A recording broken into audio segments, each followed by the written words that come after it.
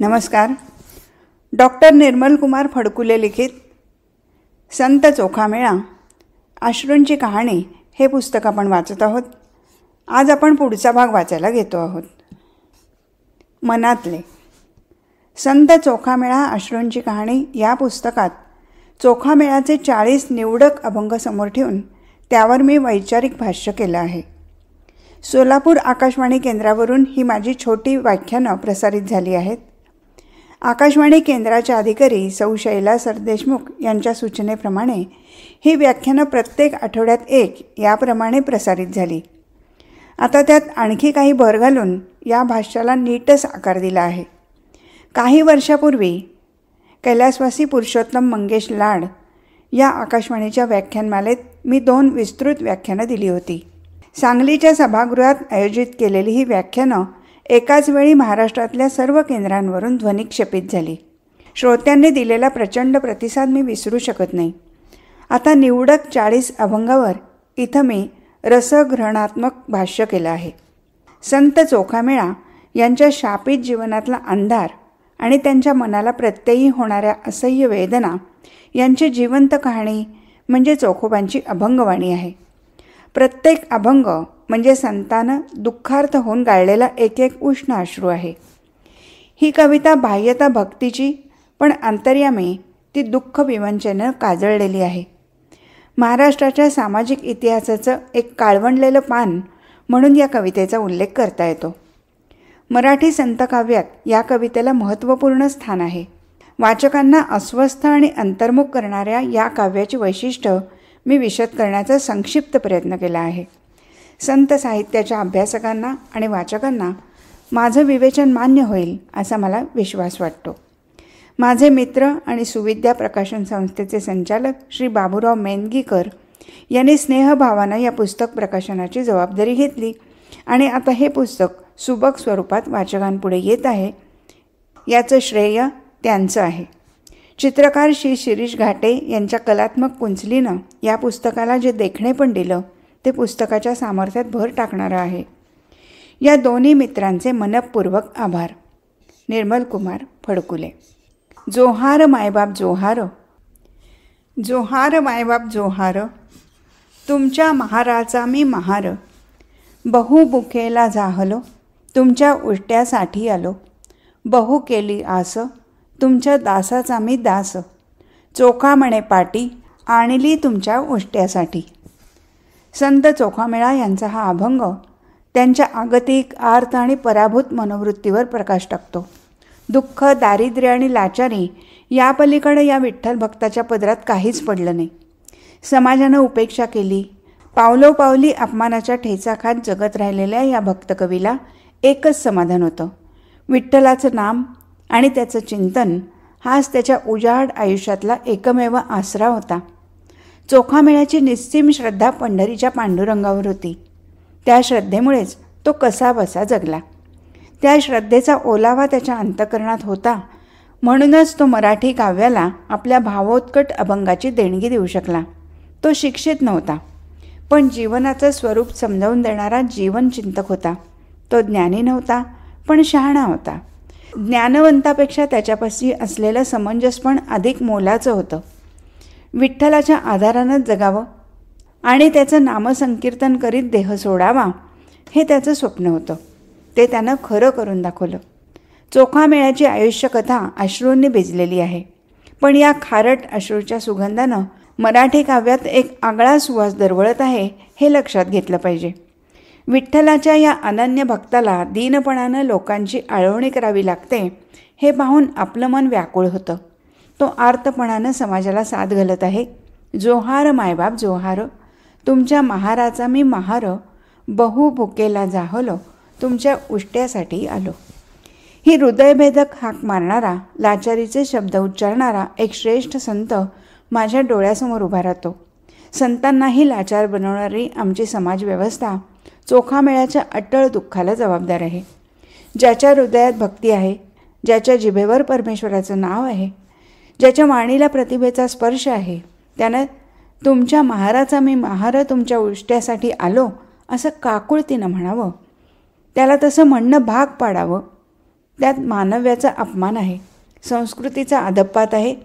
माणसाला पशुतुल्य वागणूक देणारी कर्मठ प्रवृत्ती मध्ययुगात किती चिवट आणि दुराराध्य बनली होती याचा हा पुरावा आहे. खरं तर देवाच्या दरबारात कोण ब्राह्मण आणि कोण शूद्र? देव म्हणजे समतेचा आणि ममतेचा अधिष्ठान. देव म्हणजे मूर्तिमंत वात्सल्य.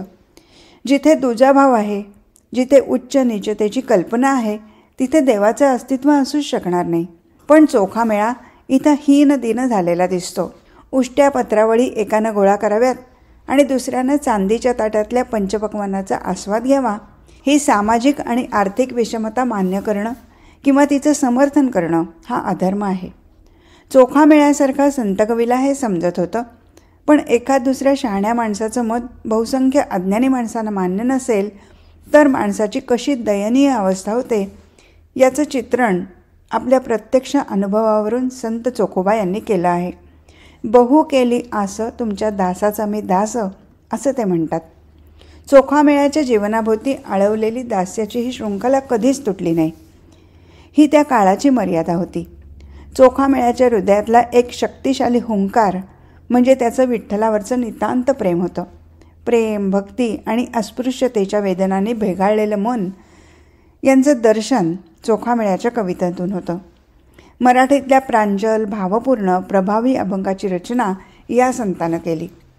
माणसाचा माणूसपण नाकारून त्याला पिढ्यानपिढ्या गुलामगिरीच्या साखळदंडांनी बांधून टाकणारी वर्णव्यवस्था माणसाचा कसा पावलोपावली भयानक छळ करत होती आणि त्यामुळे मी तुमच्या दासाचा दास आहे असं दिनवाणे शब्द एका महनीय संताला उच्चारावे लागले.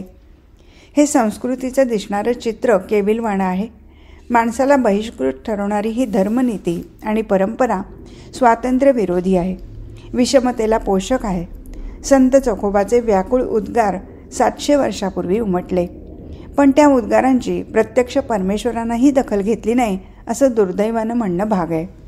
संत चोखामेळा यांचे अनेक अभंग असंच दुःख, वेदना आणि अश्रू यांनी भिजलेले आहेत.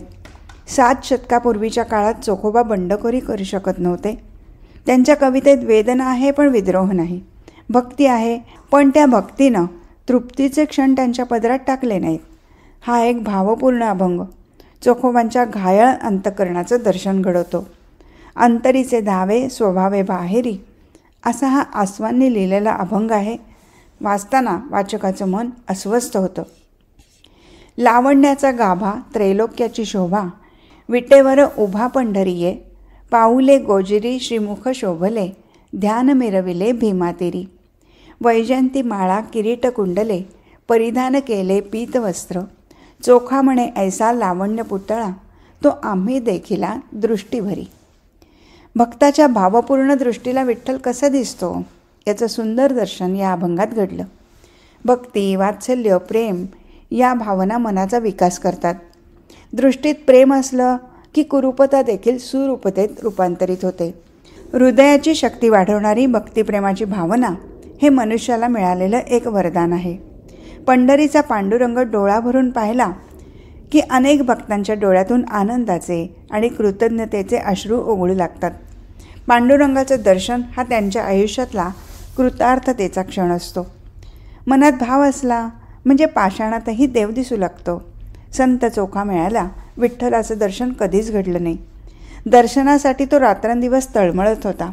देवाचं रूप आपल्या चित्तात साठवून घ्यावं, पुन्हा पुन्हा ते आठवून पाहावं, कारण ते रूप जीवनातल्या साऱ्या कुरूपतेला आणि दुःखाला नाहीसं करू शकतं हा या संताचा दृढ विश्वास होता.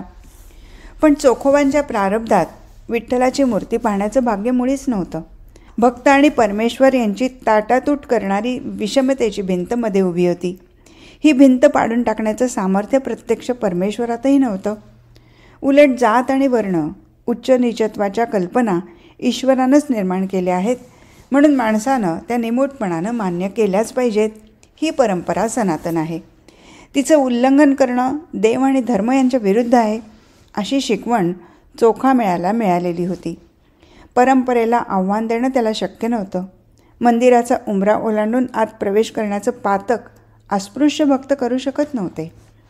चोखामेळा हताश मनानं आपल्या दुर्भाग्याचं गाणं जन्मभर गात होता. देव देवळात आणि अनन्य भक्त देवळाबाहेर हीच परिस्थिती पिढ्यानपिढ्या चालू होती. मंदिराचे बंद दरवाजे उघडण्याचं सामर्थ्य अश्रूंच्या थेंबात असत नाही. या अभंगात मात्र संत चोखोबा विठ्ठलाच्या सुंदरतेचं संपूर्ण चित्र उभं करतात. ते म्हणतात, हा विठ्ठल लावण्याचा गाभा आहे आणि त्रैलोक्याची शोभा आहे. त्याची पावलं गोजिरी आहेत. विटेवर उभ्या असलेल्या विठ्ठलाचं श्रीमुख अतिसुंदर आहे. पितांबर नेसलेल्या त्याच्या गळ्यात वैजंती माळ आहे. कानात कुंडलं, मस्तकावर किरीट आहे. हा लावण्याचा पुतळा मी दृष्टी भरून पाहिला, तृप्त झालो. प्रश्न असा की विठ्ठलाची मूर्ती या संताला आपल्या आयुष्यात कधीही पाहता आली नाही. अस्पृश्यानं दूर उभं राहून मंदिराच्या कळसाचं दर्शन घ्यावं हा संकेत होता. या रूढीविरुद्ध बंड करण्याची हिंमत कोणातच नव्हती. मग विठ्ठलाचं हे वर्णन चोखामेळा कसं करतो? त्याच्या मनात, ध्यानात, चिंतनात रात्रंदिन विठ्ठल होता. आपल्या हृदयाच्या नेत्रांनी, कल्पनेच्या शक्तीनं तो पांडुरंगाला पाहत होता. त्याचं सारं जीवनच पांडुरंगानं अंतर्बाह्य व्यापलेलं होतं. आपल्या मनाच्या पंढरीत राहिलेल्या विठ्ठलाला चोखामेळा केव्हाही भेटू शकत होता. देवभक्ताच्या या भेटीला कोणतीही परंपरा विरोध करू शकत नव्हती.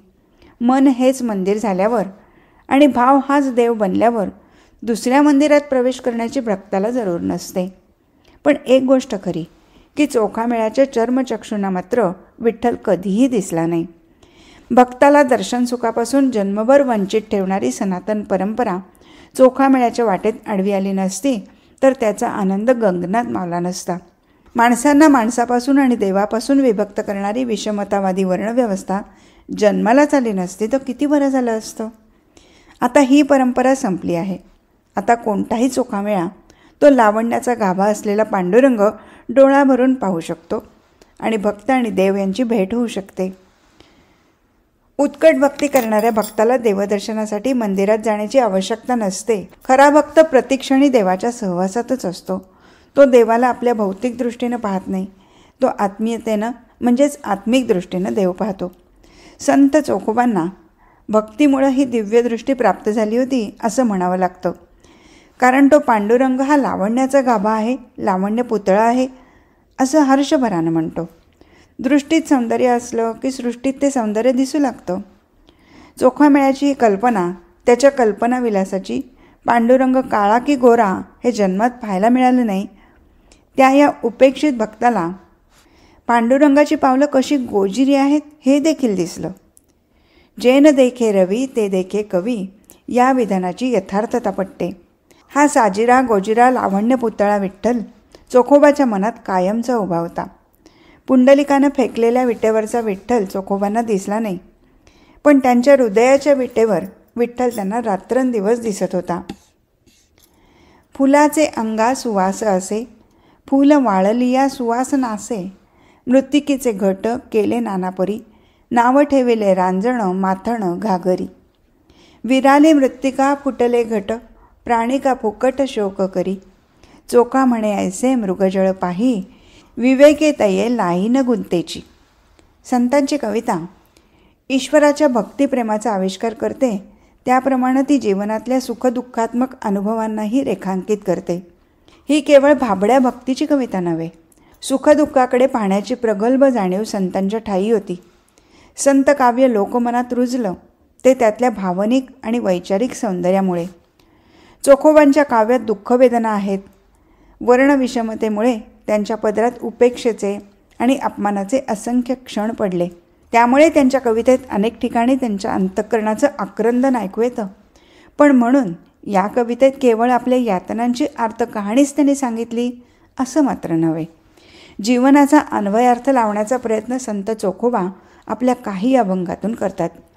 त्यांच्या चिंतनाची कक्षा त्यामुळे स्पष्ट होते. काव्यात जीवन विचाराचे सुसंगत वास्तव सूर उमटले की ते काव्य वाचकाला अंतर्मुख करतं. एका विशिष्ट विचाराकडं चिंतनशील काव्य ओढून नेतं. जेव्हा तुकाराम सुख पाहता जेव्हा पाडे, दुःख पर्वता एवढे म्हणतात, तेव्हा ते जीवनावर आपल्या अनुभवाच्या आधारानं भाष्य करत असतात. चोखोबांच्या प्रस्तुत अभंगात एक जीवन भाष्य आहे. परिचयाचे दृष्टांत देऊन त्यांनी ते परिणामकारक रीतीनं मांडलं आहे. ते सांगतात, फुलाच्या अंगी सुवास असतो, पण फूल वाळल्यावर तो सुगंध नष्ट होतो. नाना प्रकारची मातीची भांडी तयार होतात, कोणी रांजण म्हणतो, कोणी घागर म्हणतो. पण माती विरून गेली की घट फुटून जातो. माणूस व्यर्थच दुःख करत बसतो. माझं म्हणणं असं आहे की हे सारं मृगजळ आहे, हा आभास आहे. त्याच्यामध्ये विचारवंतानं गुंतून पडू नये. कारण ताजं टवटवीत फूल थोड्याच वेळात वाळून जाणार, मातीचे घट फुटून जाणार, जीवनाचं मृगजळ देखील आटून जाणार. हा सृष्टिक्रम विचारी माणसानं लक्षात घ्यावा. मृगजळाबद्दल आसक्ती धरू नये. हे संत चोखोबांचं जीवनावरचं भाष्य जितकं मार्मिक तितकंच सर्वांच्या अनुभवाला येणारं आहे. पण तरीही मोहानं भारलेला माणूस भ्रमिष्ठाप्रमाणे मृगजळात गुंतून पडतो. ज्याचं अस्तित्व देखील शंकास्पद आहे त्यावर तो प्रेम करू लागतो. फुटलेला घट जोडता येत नाही, सुकलेल्या फुलात सुवास आणता येत नाही, मृत्यूनं वेढलेल्या शरीरात पुन्हा चैतन्य आणता येत नाही. घटाचं अस्तित्व, फुलांचा सुगंध आणि शरीरातला प्राण या गोष्टी क्षणभंगूर आहेत. क्षण संपला की त्या विरून जातात. जे नियमानुसार घडतच असतं त्याचं दुःख कशासाठी करायचं. विवेकी मनुष्य स्थिर राहतो, तो या मृगजळात उडी घेत नाही. संत चोखामेळा या अभंगातून गीतेचं तत्त्वज्ञान जणू सांगत आहेत. ज्ञानदेव आणि नामदेव यांच्या संगतीत वावरणाऱ्या या विठ्ठल भक्ताला शरीर नाशवंत आहे, पण आत्मतत्व अमर आहे याची स्पष्ट जाणीव झालेली होती. गावकूस बांधताना ते अंगावर कोसळल्यामुळं चोखामेळ्याच्या आयुष्याचा घट फुटून गेला. पण तो हाडाचा विठ्ठल भक्त होता. त्याच्या प्रत्येक हाडातून विठ्ठल विठ्ठल हे नामसंकीर्तन ऐकू येत होतं.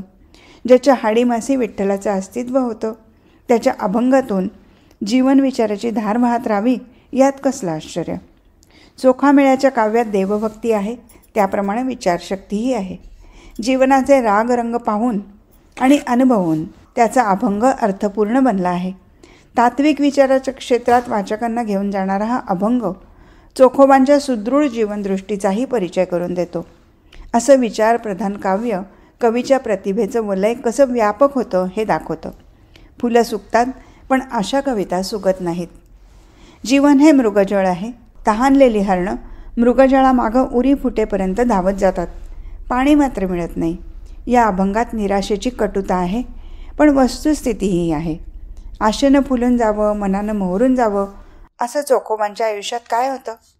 या कवीजवळ फक्त वेदना होती आणि अश्रू होते. त्याच्या फाटक्या पदरात उपेक्षा आणि अपमान याशिवाय काहीच पडत नव्हतं. या संताच्या जीवनाला विठ्ठल भक्तीचा सुगंध होता. त्यानं केवळ विठ्ठलावरच नव्हे तर माणसावर, सृष्टीवर प्रेम केलं. चोखामेळ्याच्या जीवनाचं फूल सुकून गेलं, पण त्याचा सुवास मराठी साहित्यात 700 वर्षानंतरही ताजा टवटवीत आहे. या अभंगातून व्यक्त झालेली तत्त्वदृष्टी समर्थनीय आहे. विवेकी माणसानं मृगजळामागं लागू नये हा महत्त्वपूर्ण विचार चोखोबा देतात. आपल्या अनुभवातूनच त्यांनी ही कविता लिहिली आहे. कवितेला अनुभवाचं बळ आणि विचाराचा पीळ आहे, त्याप्रमाणेच हृदयाच्या दुःखाची कळही आहे. चोखोबाच्या कवितेतलं हे सौंदर्य समजून घेतलं पाहिजे. विठ्ठल विठ्ठल गजरी अवघी दुमदुमली पंढरी, होतो नामाचा गजर दिंड्या पताकांचा भार, निवृत्ती ज्ञानदेव सोपान अपार वैष्णव ते जाण, हरिकीर्तनाची दाटी तेथे चोखा घाली मिठी. नामाचा गजर करण्यात भक्ताला अपूर्व सुखाचा अनुभव येतो. आपल्या आराध्य दैवताचा नामघोष त्याला स्फुरण देतो, उत्तेजित करतो, त्याच्या जीवनशक्तीला उल्लसित करतो. नावात काय आहे असा प्रश्न नेहमी विचारला जातो. या प्रश्नाचं उत्तर देताना विठ्ठल भक्त किंवा कोणताही भक्त प्रतिप्रश्न विचारेल. तो म्हणेल नावात काय नाही.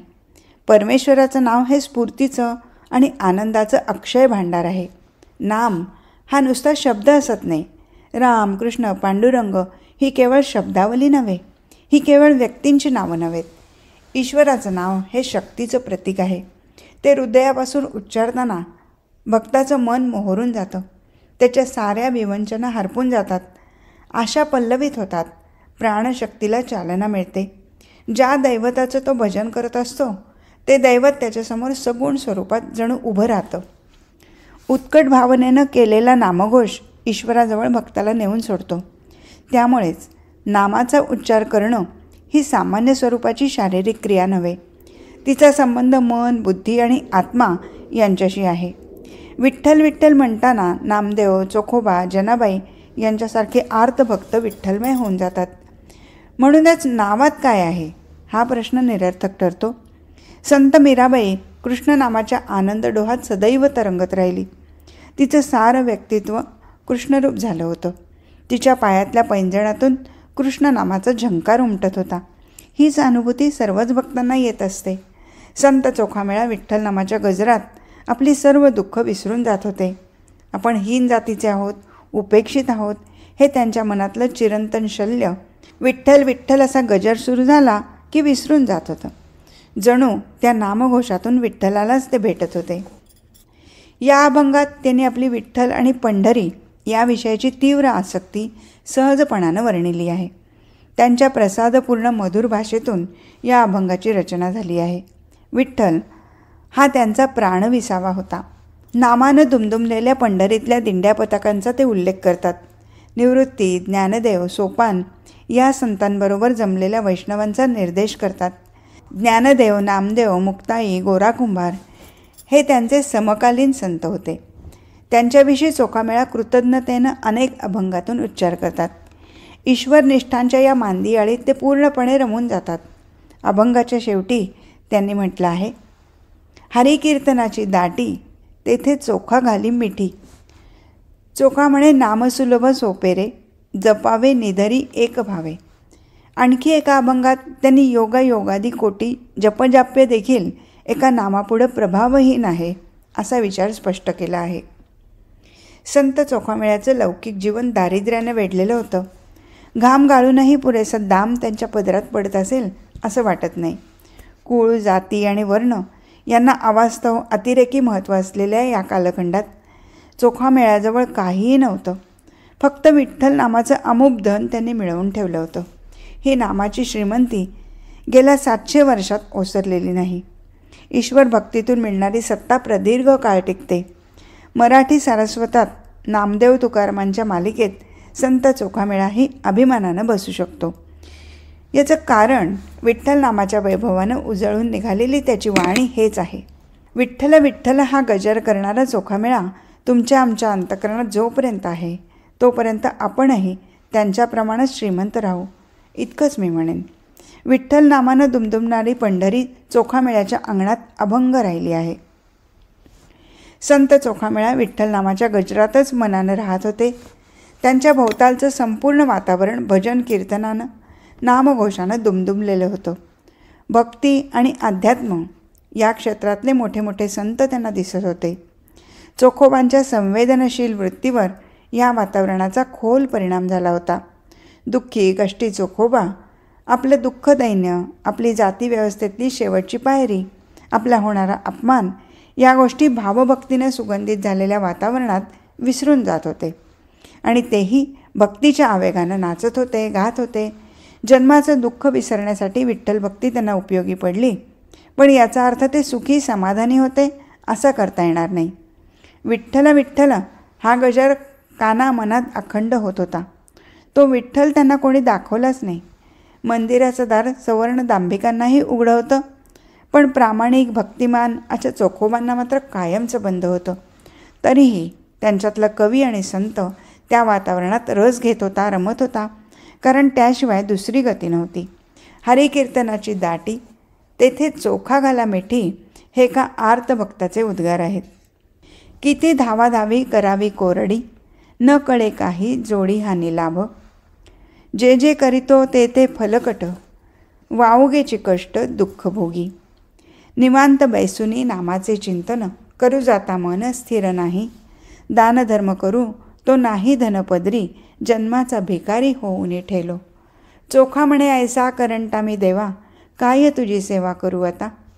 सुख पाहता जवा पाडे दुःख पर्वता एवढे. जीवनातलं एक विदारक सत्य तुकोबांनी एका ओळीत अतिशय परिणामकारक रीतीने सांगून ठेवलं आहे. या सत्याची जळती अनुभूती आयुष्यात प्रत्येकालाच आल्याशिवाय राहत नाही. संत चोखामेळ्याचं उसवलेलं आयुष्य त्यानं विठ्ठल नामाच्या धाग्यानं शिवण्याचा प्रयत्न केला, पण त्याचा संसार दुःख, उपेक्षा, दारिद्र्य आणि ठाई ठाई अपमान यांनी पुन्हा फाटत होता. लक्तरलेला प्रपंच कसा सुधारावा या एकाच विवंचनेनं हा भक्तकवी रात्रंदिवस तळमळत होता. भक्ताच्या कपाळावर दुःखाचा लेप विठ्ठलानं का लिहावा या प्रश्नाला उत्तर नाही. सज्जनाच्या ललाटी वेदना आणि आपत्ती यांचीच अक्षरनियती कोरीत असते. अनेक संतांच्या जीवनात प्रारब्धाचा हा विपरीत खेळ चालत राहिला. दुर्जन सुखात राहतात आणि सुजन रानावनात वणवणत असतात. या देवाघरच्या न्यायाचं कोडं तुम्ही आम्ही उलगडू शकत नाही. ईश्वर इच्छा बलियसी असं म्हणून संत महंतांनी दुःखभोग स्वीकारले. चोखा मिळालाही ते स्वीकारावेच लागले. किती धावाधावी करावी कोरडी हा त्यांचा प्रश्न अनुत्तरित राहतो. चोखोबा म्हणतात, जे जे करतो ते ते फलकट, वाऊगेचे कष्ट दुःखभोगी. संत चोखामेळ्याची वेदना आणि समस्या यांचं निवारण विठ्ठलानंही केलं नाही अशी त्याची रास्त तक्रार आहे. अस्पृश्य असल्यानं गावकुसाबाहेर राहिलेला हा विठ्ठल भक्त एका फाटक्या तुटक्या झोपडीत कसा बसा जगत होता. पण त्याच्या जगण्यात फारसा जीव नव्हता. नुसत्या विठ्ठल नामानं प्रापंचिक प्रश्न सुटत नाहीत. विठ्ठल विठ्ठल म्हटलं तरी याचनेसाठी पसरलेल्या हातात काहीच पडत नाही. या संताचं सारं कुटुंब कष्ट उपशित होतं, घाम गाळत होतं. पण उघड्यावर पडलेल्या या कुटुंबाला समाधानानं जगता येईल अशी परिस्थिती नव्हती. तो व्याकुळून विचारतो, जन्माचा भिकारी होऊनी ठेलो, चुका म्हणे ऐसा करंटा मी देवा, काय तुझी सेवा करू आता. आपल्या अंधारलेल्या आणि मरगळलेल्या आयुष्यावर या कवीनं प्रकाश टाकला आहे. त्याची पत्नी सोयराबाई आणि मुलगा कर्ममेळा हेही कवीच होते. सोयराबाईचा भाऊ बंका हाही अभंग रचना करत असे. संत चोखामेळ्याची बहीण निर्मळा हिचेही अभंग प्रसिद्ध आहेत. या साऱ्या कुटुंबावर कवितेची कृपादृष्टी होती. दारिद्र्यानं वेढलेल्या संसारात विठ्ठल भक्ती आणि त्या भक्तीतून उमललेली कविता इतकंच धन या कुटुंबापाशी होतं. मध्ययुगातील दलित समाजाच्या विपन्न अवस्थेचं दर्शनच जणू या अभंगातून चोखोबांनी घडवलं आहे. प्रामाणिकपणे कष्ट करणाऱ्या घाम गाळणाऱ्या देवभक्ताला दारिद्र्य आणि वैफल्य याच्याशिवाय काहीही मिळू नये ही दुर्दैवाची पराकाष्ठा म्हणावी लागेल. आपल्या भविष्याविषयी आणि वर्तमान स्थितीसंबंधी हताश झालेला चोखामेळा एखाद्या अभंगातून आपल्या विकल जीवनाचं चित्र रंगवत असला तरी त्याची विठ्ठलावर अढळ श्रद्धा आहे. सामाजिक आणि आर्थिक दुःख बाजूला ठेवून चोखामेळ्याचं कुटुंब विठ्ठलाच्या भक्तीत बुडून गेलं होतं. तो पुन्हा पुन्हा विनंती करत आहे, सुखे पंढरीराया माझी निववावी काया, बहु तापलो संसारा कोठवरी येरा जरा. पण अटळ दुःख दारिद्र्याच्या चक्रव्यूहात अडकलेल्या या संत कुटुंबाची सुटका होत नाही. जे आपल्या वाट्याला आलं आहे ते स्वीकारीत संत चोखामेळा पांडुरंगाला विनवतो, जनक तू माझा जननी जगाची, करुणा आमची काहो नये. या कवीचे सर्वच अभंग आत्मचरित्रात्मक आहेत. जन्माचा भिकारी असा त्यानं स्वतःच आपला उल्लेख केला आहे. भक्ताला भीक मागावी लागते याची लाज देवाला कधी वाटते का? नाहीतरी चोखोबाचा मुलगा कर्ममेळा यानं असाच उल्लेख आपल्या अभंगातून केला आहे. कर्ममेळ्याच्या कवितेत अन्यायाची तीव्र चीड आहे. चोखोबा मात्र इतके चिडत नाहीत. दुःख आणि अन्याय ते गिळून टाकतात. आपल्या कवितेतून अश्रू गाळतात. एक दीन आणि हीन समजला गेलेला संत आयुष्यभर कोरडी धावपळ मात्र करत राहिला. आपला जन्म व्यर्थ झाला ही खंत त्याच्या कवितेला चिकटून बसली आहे. नामचिंतन करतानाही दयाळू देवाच्या दयेचा आणि मायेचा अनुभव त्यांना कधी आलेला त्यांच्या चरित्रावरून दिसत नाही. काव्यात काही ठिकाणी कल्पनाविलास आढळतो, पण ऐसा मी करंटा देवो हे सत्य मात्र शिल्लक राहतं. आज इथेच थांबू. हरिओम तत्सत.